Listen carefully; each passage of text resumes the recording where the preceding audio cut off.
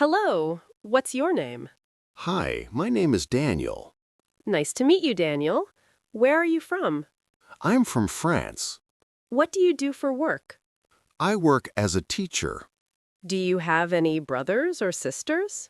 Yes, I have one younger brother. How old are you?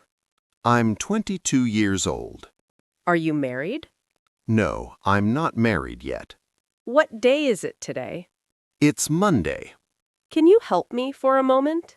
Sure, what do you need? What are your hobbies? I like cooking and listening to music. Would you like some tea or coffee?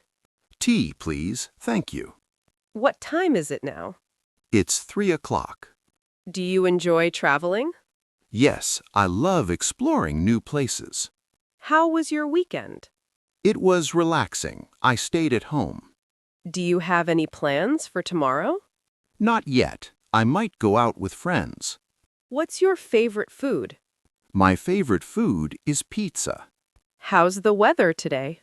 It's sunny and warm Why are you learning English? because it's important for my career.